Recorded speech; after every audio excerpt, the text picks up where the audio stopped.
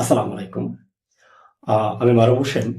আপনারা জানেন, অনেকে জানেন যে আমি স্থানীয় একটি পত্রিকা এবং জাতীয় একটি পত্রিকাতে কাজ করি।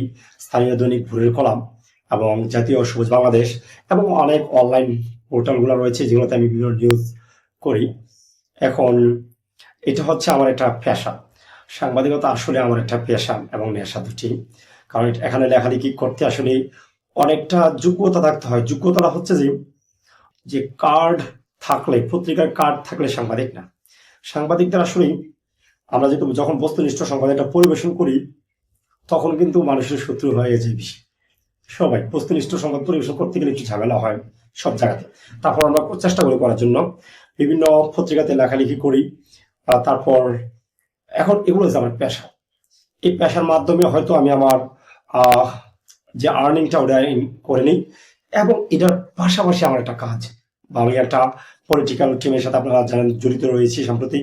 কুমিল্লার বুড়িচং উপজেলা বাঁশমুড়ি ইউনিয়ন স্বেচ্ছাসেবক দলের দপ্তর সম্পাদক আমি। এবং পরবর্তী সময়ে থানাতে, তারপর জেলাতে স্টেপ বাই স্টেপ এগিয়ে যাবো আপনাদের দোয়ায়।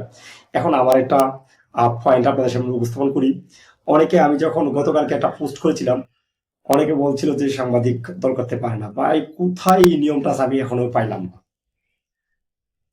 আমাকে যদি বলে জামাতে নিউজ করার জন্য আমি করি, বিএনপি নিউজ করার জন্য করি, আওয়ামী লীগের নিউজ করার জন্য যথেষ্ট পরিমাণ নিউজ করেছি। তারপর অন্যান্য পার্টিগুলো তো নাই, আমরা জানি। যেহেতু বর্তমানে এনসিপি কয়েকটা আসন নিয়ে চিন্তা করতেছে, তারা তারা তো অতটা অ্যাক্টিভ না আমাদের কুমিল্লাতে। ঠিক আছে।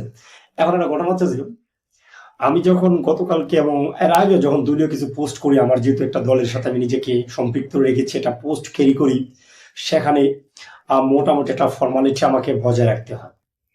তখন দেখলাম যে অনেক লোক বাজে বাজে কমেন্ট করে।